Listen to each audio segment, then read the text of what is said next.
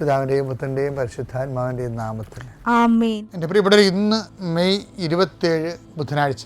അമ്മേ പരിശുദ്ധ അമ്മേ, അമ്മേ പരിശുദ്ധമേ, ദൈവമാതാവേ, കൃപാസനത്തിലൂടെ ഞങ്ങൾക്കും ഞങ്ങളുടെ ദേശത്തിനും അമ്മ മധ്യസ്ഥം തേടി തന്ന എല്ലാ അനുഗ്രഹങ്ങൾക്കും കൃപകൾക്കും ഞങ്ങളിപ്പോൾ ഹൃദയം നിറഞ്ഞ നന്ദി പറയുന്നു. അമ്മേ പരിശുദ്ധമേ, ദൈവമാതാവേ, 2004 ഡിസംബർ 7 ഉച്ചകഴിഞ്ഞ് 2:30 കൃപാസനത്തിൽ സംഭവിച്ച അമ്മയുടെ പ്രത്യക്ഷപ്പെടലിനെ കുറിച്ച് തിരുസഭയ്ക്ക് സമർപ്പിച്ചിരിക്കുന്ന പഠനരേഖകളുടെ മേൽ സഭാത്മകമായ പഠനം ആരംഭിക്കുവാൻ ഞങ്ങൾ പ്രാർത്ഥിക്കുന്നു. അമ്മേ പരിശുദ്ധമേ, ഭൂസ്വർലോകങ്ങളുടെ രാജ്ഞിയായ അങ്ങേയ്ക്ക് ഭൗമസംരക്ഷണത്തിനായി പ്രപഞ്ചപ്രകൃതിയെ തന്നെ തിരുസഭ പ്രതിഷ്ഠിക്കുവാൻ ഈ പ്രത്യക്ഷീകരണം വഴി ഇടയാക്കണമേ. പരിശുദ്ധമേ, ജപമാല മാതാവേ, സകല കൃപാസനം പ്രാർത്ഥനയോടും ചേർത്ത് ഞങ്ങളിപ്പോൾ പ്രാർത്ഥിക്കുന്ന ഈ കുടുംബത്തിന്റെ പ്രത്യേക നിയോഗം പറ മക്കളെ.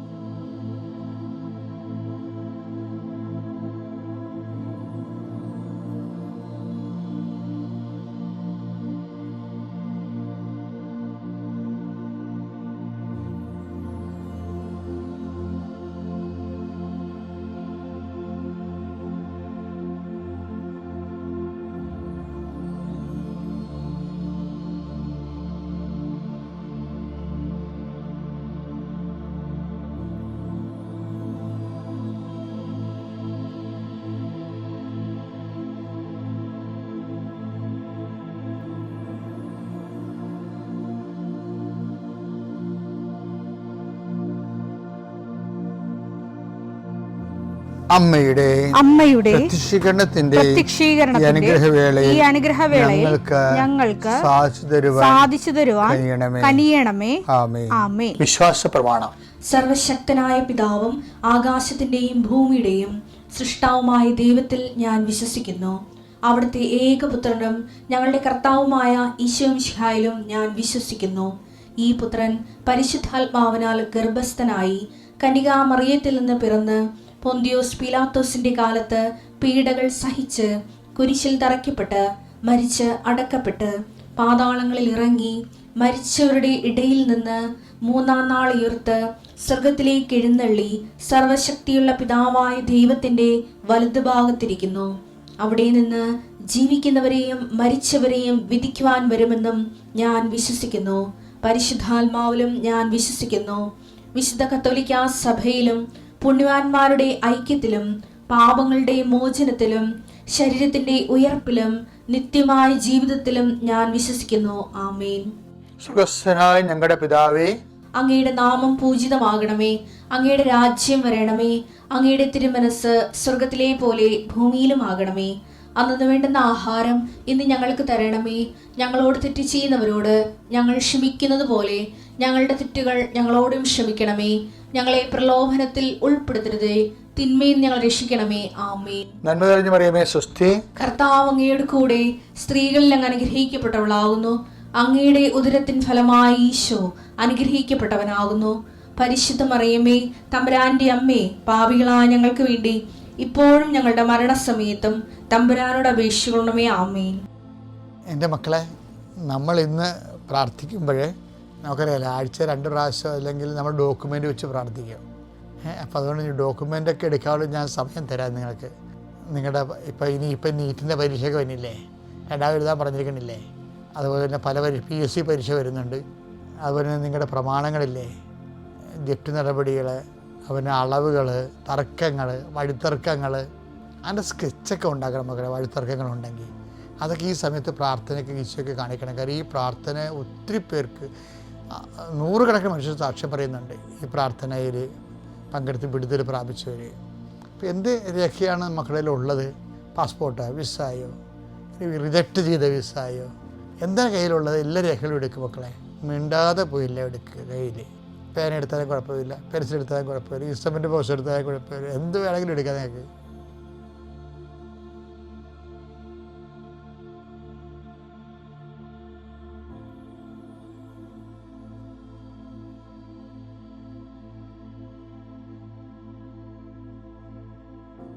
കർത്താവെ, നിൻ്റെ ഉന്നതമായ നാമത്തിന് സ്വസ്ഥം ചെയ്യുന്ന കർത്താവെ, അങ്ങയുടെ മക്കൾ അവരുടെ ജീവനോപാധികൾക്ക് മാധ്യമമായ എല്ലാ രേഖകളും അവരുടെ കൈകളിലേക്ക് അവർ കൊണ്ടുവന്നിരിക്കുകയാണ്.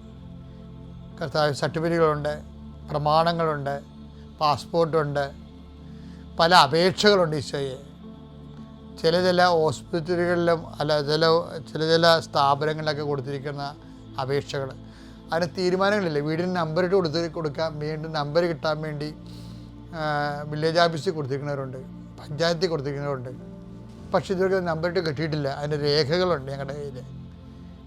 കാര്യം കർത്താവ് അടക്കത്തില്ലെന്ന് പറയുന്ന രീതിയിൽ റീസർവേക്ക് വെച്ചിരിക്കണം എന്നൊക്കെ പറഞ്ഞുകൊണ്ട് നമ്മളെ വിഷമിപ്പിക്കുന്ന രേഖകളുണ്ട്. നിങ്ങൾ ഓരോ സ്ഥലങ്ങളിലേക്ക് വിടാനുള്ള ജോബ് ആപ്ലിക്കേഷൻസ്, ജോലിക്ക് വേണ്ടിയുള്ള അപേക്ഷാ ഫോറങ്ങളുണ്ട് ഈശോയെ. കല്യാണ സർട്ടിഫിക്കറ്റുകൾ, അതുപോലെ തന്നെ കല്യാണക്കുറികൾ. ഇന്ന ദിവസങ്ങൾ കല്യാണം ഉള്ളത് കൊണ്ട് ആ കല്യാണം നടത്താനുള്ള കുറികൾ, ആൾക്കാർക്ക് കല്യാണക്കുറികൾ ഡിസ്ട്രിബ്യൂട്ട് ചെയ്യണമെന്ന് മുമ്പുള്ള ആദ്യത്തെ കുറികൾ, അതിൻ്റെ ഡിസ്ട്രിബ്യൂട്ട് ചെയ്ത് കഴിഞ്ഞുള്ള കുറികൾ എൻ്റെ മക്കൾ കയ്യിലെടുക്കുക. ഇപ്പോൾ പരിശുദ്ധ അമ്മ അതെല്ലാം ആസ്വദിക്കാൻ വേണ്ടി ഈശോയ്ക്ക് മധ്യസ്ഥം വഹിക്കേണ്ട സമയമാണ്. നിങ്ങളുടെ ആശുപത്രി ചീട്ടുകൾ, മരുന്നിൻ്റെ കുറിപ്പടികൾ, നിങ്ങളുടെ ടിക്കറ്റുകൾ, റെയിൽവേ ടിക്കറ്റാകാം, പ്ലെയിനിൻ്റെ ടിക്കറ്റാകാം, ടിക്കറ്റുകൾ. കർത്താവ്, നിൻ്റെ ഉന്നതമായ നാമത്തിന് സ്വസ്ഥം ചെയ്യുന്നു. കർത്താവ്, മക്കളുടെ കയ്യിൽ അവർ ഉയർത്തിയിരിക്കുന്ന രേഖകൾ അവരുടെ യാത്രയാണ്, അല്ലെങ്കിൽ അവരനുഭവിക്കുന്ന ഞെരുക്കമാണ്. ഇതിൻ്റെ തടസ്സങ്ങൾ, ഇത് ആര് വരികയാണ്, ഇത് ഏത് ഓഫീസിലാണ് തടസ്സങ്ങൾ ഇരിക്കുന്നത്, ഏത് നിയമമാണ് എൻ്റെ തടസ്സമായി മാറിയിരിക്കുന്നത്. യേശുക്രിസ്തു നാമത്തിൽ ഞാനത് ബന്ധിക്കുന്നു. അമ്മയെ, പരിശുദ്ധമേ, ദേവമാതാവേ, കുഞ്ഞുങ്ങളുടെ മക്കളുടെ കയ്യിരിക്കുന്ന എല്ലാ രേഖകളും, ക്വസ്റ്റ്യൻ പേപ്പറുകൾ, ആൻസർ പേപ്പറുകൾ, പാസ്പോർട്ടുകൾ, വിസകൾ, അതുപോലെ തന്നെ സ്ഥലത്തിൻ്റെ ജപ്തി നടപടിയുടെ രേഖകൾ, പ്രമാണരേഖകൾ, പട്ടയത്തിൻ്റെ രേഖകൾ, ചിട്ടിയുടെ പേപ്പറുകൾ, കടങ്ങൾ, എന്തെല്ലാം രേഖകളാണോ അതെല്ലാം കർത്താവിൻ്റെ വിശുദ്ധമായ രക്തത്തെ തളിക്കപ്പെടട്ടെ എന്ന് പ്രാർത്ഥിക്കുന്നു. എൻ്റെ കർത്താവിൻ്റെ ഉന്നതമായ നാമത്തിൽ ആശീർവദിക്കണമേ. രോഗികളെ ആശീർവദിക്കുന്നു, ജീവിത പ്രതിസന്ധിയിലിരിക്കുന്നവരെ ആശീർവദിക്കുന്നു. തൊഴുത്തിലും അതുപോലെ ആനിമ ഫാമിലും കോഴി വളർത്തുന്ന സ്ഥലങ്ങളിലും പലതരത്തിലുള്ള രോഗങ്ങളുമെല്ലാം ജീവിതമാർഗ്ഗങ്ങൾ മുട്ടിപ്പോവുകയും മൃഗങ്ങൾ മരിക്കുകയും പ്രസവിക്കാതെ പ്രസവം മുട്ടിയിരിക്കുകയും വരുമാനമില്ലാതെ വിഷമിക്കുകയും ചെയ്യുന്ന എല്ലാ മേഖലകളും കർത്താവേ, നമ്മൾ ഉണ്ടാക്കുന്ന ഉൽപ്പന്നങ്ങൾ വിറ്റഴിക്കാൻ പറ്റാത്ത അവസ്ഥയിൽ വീട്ടിൽ കുന്നുകൂടി കിടക്കുന്നവരുണ്ട്, കുരുമുളകും ഏലവും ഉൾപ്പെടെ. അതുപോലെ പല കായ്ഫലങ്ങൾ വിൽക്കാൻ പറ്റാതെ വീട്ടിൽ കൂട്ടിയിട്ടിരിക്കുന്നവരുണ്ട്, കൂട്ടിക്കിടന്ന് നശിച്ചു പോകുന്നുണ്ട്. തർക്കപ്പുരയിടത്ത് തേങ്ങ മുളച്ച് കിടക്കുന്നവരുണ്ട് കർത്താവേ. ആൾക്കാർക്ക് എടുക്കാൻ പറ്റാത്തത് കേസായി കിടക്കുന്നവരുണ്ട് ഈശോയെ. അതിന് മേലെല്ലാം എസക്കേലിൻ്റെ താഴെ വരെ, അസ്ഥികളുടെ താഴെ വരെ എന്ന പോലെ കർത്താവിൻ്റെ ആത്മാവ് ജ്വലിച്ചുകൊണ്ട് ബന്ധങ്ങൾ അഴിഞ്ഞു മാറട്ടെ പ്രാർത്ഥിക്കുന്നു. എൻ്റെ കർത്താവിൻ്റെ ഉന്നതമായ നാമത്തിൽ, സഭയുടെ അധികാരത്തിൽ, കുരിശിൻ്റെ അടയാളത്തിൽ, ദൈവത്തിൻ്റെ ശക്തിയാൽ നീ പോകുന്ന വഴികളിൽ സഞ്ചാരി മാതാവ്, സമയത്തിൻ്റെ അധികാരി, നിനക്ക് സന്ധിപ്പ് സമാധാനം നൽകട്ടെ, സൗഖ്യം നൽകട്ടെ. നിത്യം പിതാവും പുത്രനും പരിശുദ്ധാത്മാവായ സർവ്വേശ്വരനെ നീക്കുവാമേൻ. എൻ്റെ പ്രിയപ്പെട്ടവരെ, നമ്മളിന്ന് പലതരത്തിലുള്ള ദൈവസഹായങ്ങളെ കുറിച്ചാണ് നമ്മൾ ചിന്തിക്കുന്നത്. ഇപ്പോൾ ചിലരൊക്കെ ഈ തൊഴിൽ സംരംഭകരില്ലേ, ഇന്നൊരു സംരംഭക എൻ്റെ അടുത്ത് പ്രാർത്ഥിക്കാൻ വന്നായിരുന്നു. ഇന്നല്ല, കഴിഞ്ഞ ദിവസം. ഇപ്പോൾ അവരൊരു ഫ്രഷ് തേനിൻ്റെ ഒരു ആൽബം എനിക്ക് തന്നു. ഭയങ്കര എക്സിക്യൂട്ടീവ് ആൽബം, നല്ല രസമാണ് കാണാൻ. അപ്പോൾ അവർ പറഞ്ഞിരിക്കുന്നത്, ഞാൻ സംരംഭകയാണ്, എനിക്ക് വേണ്ടി പ്രാർത്ഥിക്കണമെന്ന്. അതാണ് ഒരു ഉടമ്പടി എടുത്തിട്ട് പറഞ്ഞിരിക്കുന്ന കാര്യം. പുതിയ സംരംഭകരൊക്കെ ചെയ്യണമെന്ന് അറിയാമോ? ഈ കേരളത്തിൽ വ്യവസായ കേന്ദ്രമെന്നും പറഞ്ഞ് എല്ലാ ജില്ലയിലുണ്ട്. ഖാദി ബോർഡ്, വ്യവസായ കേന്ദ്രം. അപ്പോൾ പുതിയ സംരംഭകർ എന്ത് ചെയ്യണത്, അവരുടെ ഈ ഖാദി ബോർഡും വ്യവസായ കേന്ദ്രമൊക്കെ കുറേ സെമിനാറുകൾ നടത്തും. എന്നിട്ട് നമുക്ക് സ്വന്തം നില ചെയ്യാവുന്ന സബ്സിഡിയുള്ള കുറേ വ്യവസായ സംരംഭങ്ങളെക്കുറിച്ച് അവർ നമുക്ക് പറഞ്ഞു തരും. അതിൻ്റെ ലീഫ്ലെറ്റൊക്കെ തരും. അപ്പോൾ നമ്മൾ നോക്കണത്, ആ ലീഫ്ലെറ്റ് എടുത്തിട്ട് നമുക്ക് എന്ത് ചെയ്യാൻ പറ്റും? പന്നി വളർത്തൽ, കോഴി വളർത്തൽ, തേൻ ശേഖരണം, മെഴുകുതിരി നിർമ്മാണം, അങ്ങനെ കുറേ സാധനം. ഏതിനാണ് സബ്സിഡി ഉള്ളത്, ഏതാണ് നമ്മുടെ സഹകരണം ചെയ്യാൻ പറ്റണമെന്ന് നോക്കും. അപ്പം അങ്ങനെയാണ് ആൾക്കാർ ഓരോ വ്യവസായമൊക്കെ തുടങ്ങണതേ സ്വന്തമായിട്ട്, പിന്നെ ഡെവലപ്പ് ചെയ്ത് വരണതാണ്. അപ്പോൾ ഈ സംരംഭകർ ചെയ്യേണ്ടത് ഒരു വിഷയം എന്ന് വെച്ചാൽ, ബൈബിളിലും തിരയണത് വാസ്തവത്തിൽ നമ്മളിതാണ്. ചില സമയത്ത്, എപ്പോഴുമല്ല, എന്തെല്ലാം സഹായം ദൈവത്തിൽ നിന്നുണ്ട്. ഒരു ആധ്യാത്മികമായ ഒരു സംരംഭം, കൃപ ഉൽപ്പാദിപ്പിക്കുക എന്നുള്ള സംരംഭമാണല്ല, ആത്മീയ സംരംഭമാണ് കൃപ ഉൽപ്പാദിപ്പിക്കുക എന്ന് പറയുന്നത്. നമുക്കറിയാം, ഒരു ക്രിസ്ത്യൻ ഒരു ഫെയ്ത്ത് എന്ന് പറയണത്, ക്രിസ്ത്യൻ ഫെയ്ത്ത് എന്ന് പറയണത് ബേസ് ചെയ്തിരിക്കുന്നത് ബ്ലെസ്സിങ്സിലല്ലെന്ന് ഞാൻ നിങ്ങളോട് എപ്പോഴും പറയും. എന്താ കാര്യം? ബ്ലെസ്സിങ്സ് എന്ന് പറയുമ്പോൾ ക്രിസ്തുവിന് മുമ്പ് ബ്ലെസ്സിങ്സ് ഉണ്ടല്ലോ, അപ്പോൾ ഞാൻ നിങ്ങളുടെ ഇടയ്ക്ക് പറയാറുണ്ട്, നിരീശ്വരവാദിയാണെങ്കിലും പ്രാർത്ഥിക്കാത്തവരാണെങ്കിലും ബ്ലെസ്സിങ്സ് കിട്ടിക്കൊള്ളൂ, ഒരു കുഴപ്പമില്ല. എല്ലാ നിരീശ്വരവാദികളും പട്ടിണി കിടക്കണം ഇവിടെ, അല്ലല്ല. ദൈവത്തെ തള്ളി പറയുന്നവരൊക്കെ പട്ടിണി കിടക്കണം, അല്ല. നിങ്ങൾ സന്താന പുഷ്ടിയുടെ പെരുകി, ഞാൻ ഈ പന്തിയിൽ തന്നെ പറഞ്ഞിട്ടുണ്ട് ഡെയിലി ബ്രെഡിൽ, നിങ്ങൾ സന്താന പുഷ്ടിയുടെ പെരുകി ഭൂമിയെ കീഴടക്കാൻ പറഞ്ഞു. കഴിഞ്ഞ മാസം പറഞ്ഞാൽ അവർക്ക് കൊണ്ട് ഓർത്താൽ മതി. ഇപ്പം നമ്മുടെ ഭൂമി എന്ന് പറഞ്ഞാൽ എന്താണ്? നമ്മൾ നടന്നു തീരണ സമയം, നമ്മുടെ ജീവിതം തീരണതാണ് നമ്മുടെ ഭൂമി. എവിടെ വെച്ച് തുടങ്ങി എവിടെ വെച്ച് ജീവിതം തീരുന്നു, അതാണ് നമ്മുടെ ഭൂമി. അപ്പോൾ ഭൂമി ആ ജീവിതം കീഴടക്കാൻ പറയുകയാണ്. ജീവിതം കീഴടക്കാൻ വേണ്ടി വിദ്യാഭ്യാസമുണ്ട്, തൊഴിലുണ്ട്. അതൊക്കെ ദൈവത്തെ വിളിക്കാതെ തന്നെ ഓട്ടോമാറ്റിക്കായിട്ട് ഈ മനുഷ്യന് ചെയ്യാൻ പറ്റുന്ന രീതിയിൽ ദൈവം ബുദ്ധിയെല്ലാം കൊടുത്തിട്ടാണ് പറയണത്, നിങ്ങൾ ഭൂമിയെ ജീവിതം കീഴടക്കണം, സന്താന പുഷ്ടിയുള്ളവരാകണം, പെരുകണം, ഭൂമിയെ കീഴടക്കണം എന്ന് പറയും. അങ്ങനെ അതാണ് ജനറ്റിക്കൽ ബ്ലെസ്സിങ് എന്ന് പറയണത്. അതുകൊണ്ടാണ് നമ്മൾ പിന്നെ ഞങ്ങൾക്ക് തന്നെ ആവശ്യം, പള്ളിയിൽ പോകേണ്ട വല്ല ആവശ്യമുണ്ട്, ഞങ്ങൾക്ക് ജീവിക്കാനുള്ള മാർഗ്ഗം ഉണ്ടെന്നൊക്കെ പറയുന്നുണ്ട്. അങ്ങനെയൊക്കെ ദൈവത്തോട് അടുത്ത് നിൽക്കുന്നവർ ആക്ഷേപിക്കണ ഈ വിവരമില്ലായ്മ പറഞ്ഞുകൊണ്ട് കൊട്ടിഘോഷിച്ചുകൊണ്ടാണ്. അല്ല, കൊട്ടിഘോഷിക്കേണ്ട കാര്യമില്ല, നിങ്ങളതൊന്നും കേൾക്കാൻ പോകരുത്. പക്ഷേ ക്രിസ്ത്യാനിറ്റിയിൽ വാട്ട് ഈസ് സ്പെഷ്യൽ? ക്രിസ്ത്യാനിറ്റിയിൽ എന്ന് പറയുമ്പോൾ എന്താണ്? അവൻ്റെ നാമത്തിൽ നമ്മൾ വിശ്വസിക്കണത്, അല്ലേ? അവൻ്റെ നാമത്തിൽ. യോഹന്നാൻ 1:16 അവന്റെ പൂർണ്ണതയിൽ നിന്ന് നാം എല്ലാം കൃപയ്ക്കുമേൽ കൃപ സ്വീകരിച്ചിരിക്കുന്നു. അപ്പം ഇനി അവൻ്റെ നാമത്തിൽ വിശ്വസിക്കുന്നവർ 12 തന്നെ സ്വീകരിച്ചവർക്കെല്ലാം തന്റെ നാമത്തിൽ വിശ്വസിക്കുന്നവർക്കെല്ലാം ദൈവമക്കളാകാൻ അവൻ കഴിവ് നൽകി. അപ്പം ദൈവമക്കളാകാനുള്ള ഒരു അടിസ്ഥാന സ്റ്റാറ്റസ് കിട്ടിക്കഴിഞ്ഞാൽ പിന്നെ ഉള്ളത് എന്താണ്? കൃപയ്ക്കുമേൽ കൃപയാണ്. ക്രിസ്ത്യാനിറ്റിയിൽ നമ്മൾ ഉന്നം വെക്കുന്നത് ദൈവമക്കൾ. ഇപ്പോൾ ജ്ഞാനസ്ഥാനത്തിലൂടെ ദൈവമക്കളാകാനുള്ള കഴിവ് നമുക്ക് കിട്ടും. പിന്നെ എന്താണ്? ജ്ഞാനസ്ഥാനം കൊണ്ട് നിൽക്കണില്ല, നമ്മുടെ ജീവിത വിഷയങ്ങളെ, ജീവിത പ്രശ്നങ്ങളെ വിശ്വാസബദ്ധമായിട്ട് ഈ പ്രസരണ നഷ്ടമില്ലാതെ ഏകാഗ്രതയോടുകൂടി ദൈവത്തെ ഫോളോ ചെയ്ത് പോകുന്നവർക്കാണ് കൃപയ്ക്ക് മേൽകൃപയെന്ന് പറയുന്നത്. കൃപയെന്ന് മാത്രം പറഞ്ഞാൽ മതി. മേൽകൃപയെന്ന് പറയുന്നത് അക്വയർഡ് ഗ്രേസാണ്, ആർജിത കൃപ. ദൈവം ഒരു പ്രൊജക്റ്റ് തരുമ്പോൾ ആ പ്രോജക്റ്റ് വെച്ചിട്ട് ഓട്ടിസമൊക്കെ ഉള്ള കുഞ്ഞുങ്ങളല്ലേ, ഇന്ന് കഴിഞ്ഞ ദിവസങ്ങളിൽ ഞാൻ എത്ര കുഞ്ഞുങ്ങൾക്ക് വേണ്ടി പ്രാർത്ഥിച്ചത്. അയ്യോ, കുഞ്ഞുങ്ങൾ അത്താരെ വരും, അവർ പരക്കം പാഞ്ഞ് പ്രാന്ത് പിടിച്ച് ഓടും. അവിടെ പുറകെ അപ്പനോടും, അപ്പന ഓടിക്കൊണ്ടുവരുമ്പോൾ അവർ കിടന്ന് കാറും.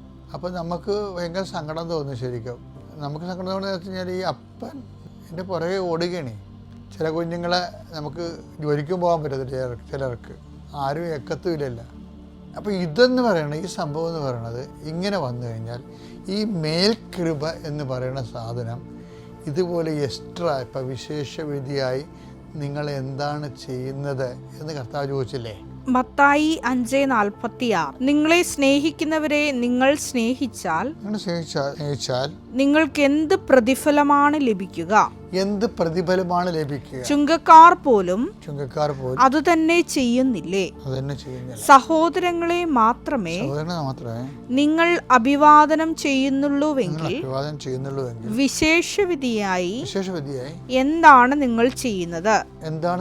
വിശേഷവിധിയായി എന്താണ് നിങ്ങൾ ചെയ്യുന്നത്? ഇപ്പൊ ദൈവത്തിന്റെ മനസ്സിരിപ്പ് എന്താണ്? നമ്മൾ കോമൺ ആയിട്ട് ആൾക്കാർ ചെയ്യുന്നതിനേക്കാൾ വിശേഷവിധിയായി ചെയ്യേണ്ടി വരും. അവിടെയാണ് ഈ ഗ്രേസ് അപ്പോൺ ഗ്രേസ്, കൃപയ്ക്ക് മേൽ കൃപ. അപ്പം വിശേഷവിധിയായി നമ്മൾ ചെയ്യുന്നതിനാണ് ഈ ആർജിത കൃപ കിട്ടണത്, മേൽകൃപ കിട്ടണത്.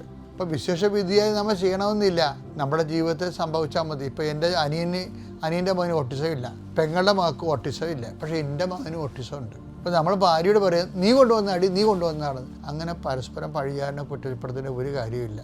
അതുകൊണ്ട് ഈ ഇരുട്ട് കൊണ്ട് ജീവിതത്തിൻ്റെ ദൂരം അടക്കാൻ പറ്റത്തില്ല. മറിച്ച് അത് നമ്മൾ കർത്താവിൻ്റെ നാമത്തിൽ എടുക്കുമ്പോൾ വിശേഷവിധിയായി നീ എന്താണ് ചെയ്യുന്നത്, വിശേഷവിധിയായി നീ എന്താണ് സഹിക്കുന്നത്. അപ്പം നിനക്ക് ഉത്തരവായി.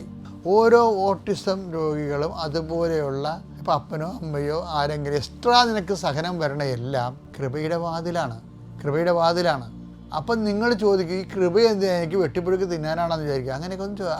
അങ്ങനെ ചോദിക്കാൻ കുഴപ്പമില്ല. കൃപയുടെ വില അറിയാൻ മേലാത്തവർ. കാര്യം എൻ്റെ മക്കളെ, ഇതിൻ്റെ പ്രശ്നം വെച്ച് കഴിഞ്ഞാൽ ഇതിനെക്കുറിച്ച് കൃത്യമായ ഒരു അറിവ് വേണം. എന്താ കാര്യത്തിൽ ഇപ്പം ഞാനെപ്പോഴും പറയത്തില്ലേ, നിങ്ങളെ ടീച്ച് ചെയ്യാൻ വേണ്ടിയാണ് മാതാവ് എനിക്ക് പ്രത്യക്ഷപ്പെട്ടതെന്ന് ഞാൻ വിശ്വസിക്കുന്നത്. അല്ല, മാതാവ് പ്രത്യക്ഷപ്പെട്ടതുകൊണ്ട് എനിക്ക് പ്രത്യേകിച്ച് വല്ല പ്രയോജനം ഉണ്ടായ. സഭയെന്നും കുറേ ആക്ഷേപങ്ങൾ ആദ്യകാലങ്ങൾ കേട്ടു, പുറത്തുള്ളവരും കുറേ വിമർശിച്ചു. ചിലർ ഇപ്പോഴും പറയുന്നുണ്ട് കള്ളത്തരമാണെന്ന് പറയുന്നുണ്ട്. അതാണ് എനിക്ക് കിട്ടിയത്. നിങ്ങൾക്കറിയാമല്ലോ, എനിക്ക് കിട്ടിയതാണ് ഇത്. അങ്ങേര് കണ്ട ഓരോ കാര്യം ചെയ്യാൻ കണ്ടില്ലേ, അത് കമൻ്റൊക്കെ കിട്ടിയാൽ മതി. അപ്പോൾ എനിക്ക് ചിരി വരും. എന്താ കാര്യം? മാതാവ് പ്രത്യക്ഷപ്പെട്ടത് കൊണ്ടും ദുരന്തം ഉണ്ടാകാൻ പ്രാർത്ഥിക്കുന്നത് കൊണ്ടും എൻ്റെ അക്കൗണ്ടിലേക്ക് വന്നത് എന്താണ്? ഈ കാട്ടുകള്ളെന്നുള്ള വിളിയാണ്. അപ്പോൾ അത് മറ്റവർക്കില്ലല്ലോ. അതാണ് എനിക്ക് വിശേഷവിധിയായിട്ടുള്ളത്. ആ വിശേഷവിധി എന്ന് പറയുമ്പോൾ നമ്മൾക്കിപ്പോൾ ഓട്ടിസൺ അല്ലെങ്കിൽ പാരലൈസ്ഡ് ആയിട്ടുള്ള മാതാപിതാക്കന്മാർ, അപ്പോൾ ഇങ്ങനെ എന്തെങ്കിലും വിശേഷവിധിയായി എന്താണ് ചെയ്യണമെന്ന് ചോദിക്കുമ്പോഴും നമുക്ക് ചെയ്യണത് പോലെ തന്നെയാണ് വിശേഷവിധിയായി നിങ്ങൾ എന്താണ് സഹിക്കുന്നത് എന്ന് പറഞ്ഞാൽ, എൻ്റെ ദൈവപൈതലെ, നിനക്കത് അക്കൗണ്ട് അതിനൊരു മറുപടി പറയാനുണ്ടെങ്കിൽ നീ കൃപയുടെ വാതിലാണ്. അപ്പം നിങ്ങൾ ചോദിക്കരുത് ആ കൃപ കിട്ടിയിട്ട് എന്തിനാണെന്ന്. എന്താ കാര്യത്തിൽ നമ്മുടെ നിത്യജീവിതം എന്താണ്? ദൈവത്തെ മുഖാഭിമുഖം കണ്ട് ആനന്ദിക്കുന്നതെന്ന് നമ്മൾ കരിസ്യത്തിൽ പറയും. പക്ഷേ നിങ്ങൾക്കറിയാമല്ലോ, ദൈവത്തെ എനിക്ക് സ്വർഗത്തെക്കുറിച്ച് നല്ലൊരു അനുഭവജ്ഞാനം ഉണ്ടെന്ന് എൻ്റെ ഒരു ധാരണ. വെച്ചാലും ദൈവത്തെ, നമ്മുടെ ആത്മാവ് ദൈവത്തിലാണ് ഏറ്റവും കൂടുതൽ സന്തോഷിക്കുന്നത്. അപ്പോൾ ദൈവത്തിൻ്റെ സാന്നിധ്യം ആകുമ്പോൾ തന്നെ ആത്മാവിലെ ആനന്ദം നിറയും. ആനന്ദത്തിൻ്റെ ഒരു ഗ്രഡേഷൻ ഉണ്ടല്ലോ, നിത്യാനന്ദം എന്ന് പറയാം അതിന്. വെച്ചാൽ അതൊരിക്കലും അസ്തമിക്കത്തില്ല. ഞാൻ നിനക്ക് നൽകുന്ന സന്തോഷം ആരും നിങ്ങൾ എടുത്തു കളയത്തില്ലെന്നാണ് പറയണത്. എടുത്തു കളയാത്ത സന്തോഷം. അപ്പം അതിനു വേണ്ടിയുള്ള പക്ഷേ അത് പേയ്മെൻ്റാണത് ഭയങ്കര. കാരണം ക്രിസ്തു അത് നേടിയെടുത്തത് കൊടോര സഹനങ്ങളിലൂടെയല്ലേ. അവൻ വില കൊടുത്തെന്നൊക്കെ പറയണത്.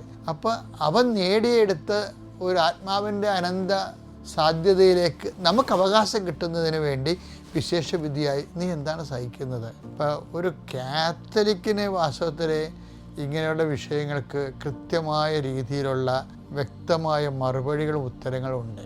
പക്ഷെ നിങ്ങൾക്കറിയാം, ഇതൊക്കെ വരുമ്പോൾ പറയാൻ എളുപ്പവും കേൾക്കുമ്പോൾ മനസ്സിലാക്കുകയും ചെയ്യുമെങ്കിലും അനുഭവിക്കുമ്പോൾ ഇപ്പോൾ തണുപ്പ്, ഇപ്പോൾ ചില ആൾക്കാർ ഇവിടുന്ന് മൂന്നാർ പോയായിരുന്നു കഴിഞ്ഞ ഒരു 3-4 മാസം മുമ്പ്. മൂന്നാർ മഞ്ഞ് പെയ്തെന്നും പറഞ്ഞു പോയി. ഇനി സ്വിറ്റ്സർലൻഡ് ഇവിടെയാണെന്ന് പറഞ്ഞുകൊണ്ട് ആൾക്കാർ, നമ്മുടെ ചെറുപ്പക്കാരൊക്കെ വണ്ടിയെടുത്ത് മൂന്നാറിൽ പോയി. അവർ മഞ്ഞ് വീടൊക്കെ കണ്ട്, കാലാവസ്ഥയ്ക്ക് ഭയങ്കര, ഇപ്പോൾ ക്ലൈമറ്റ് ചേഞ്ച് ഭയങ്കരമാണല്ല. പക്ഷേ യഥാർത്ഥ മഞ്ഞ് വീണ കണ്ട നമ്മൾ പുറത്തിറക്കത്തില്ല. -4, -5, -8 എന്നൊക്കെ പറയുമ്പോൾ നമ്മുടെ കാര്യത്തിൽ തീരുമാനമാകുകയാണ് ശരിക്കും പറഞ്ഞത്. അപ്പോൾ സഹനമെന്നൊക്കെ പറയാൻ എളുപ്പമാണ്. അപ്പോൾ യഥാർത്ഥ സഹനം വരുമ്പോൾ ഇതുപോലുള്ള പ്രശ്നങ്ങൾ നമുക്ക് താങ്ങാൻ പറ്റാതെ വരും. ഇതുകൊണ്ടാണ് ഇതിന് ഗ്രേസ് വേണമെന്ന് പറയണത്. മനസ്സിലായ? ആ ഒരു സാഹചര്യത്തെ നീ അഗ്നിയിലൂടെ നടക്കും, അഗ്നി നിന്നെ വിഴുങ്ങത്തില്ല എന്ന് പറയുമ്പോൾ നീ വെള്ളത്തിലൂടെ പോകും, വെള്ളം നിന്നെ മുക്കിക്കളയത്തില്ല എന്ന് പറയുന്നതിനാണ് കൃപ എന്ന് പറയുന്നത്. ഒരു സാഹചര്യത്തിൽ പോകുന്നു, പക്ഷേ അതിൻ്റെ ആവിയും പുകയും തീയും പൊള്ളലും അനുഭവിക്കാതെ ആ ഒരു അധ്യായം നമ്മൾ ജീവിച്ചു തീർക്കുകയാണ്. അപ്പോൾ ഈ എന്തെങ്കിലും ഈ വിശിഷ്യ സഹനങ്ങളിരിക്കുന്ന ആൾക്കാർ എപ്പോഴും കൃപയെക്കുറിച്ചും നിങ്ങൾക്ക് വിശേഷവിധിയായ കൃപയുമുണ്ട്, അത് മേൽകൃപ എന്ന് പറയണത്. അപ്പം അതിനുവേണ്ടി നിങ്ങൾ ഈ വിഷയം വളരെ ദൈവികമായിട്ട് എടുക്കണം. ദൈവികമായിട്ട് എടുക്കുമ്പോൾ ദൈവം നിങ്ങൾക്ക് അത് അതിജീവിക്കാനുള്ള കൃപ തരും. കാര്യം ദൈവത്തെ ഞാൻ അടുത്ത ദിവസങ്ങൾ അത് നന്നായിട്ട് പറഞ്ഞു തരാം. ചില കാര്യങ്ങൾക്ക് നമ്മൾ എടുക്കേണ്ട തീരുമാനം. അപ്പോൾ നാളെ ശ്രദ്ധിക്കണേ. പിതാവിൻ്റെയും പുത്രൻ്റെയും പരിശുദ്ധാത്മാവിൻ്റെയും നാമത്തിൽ.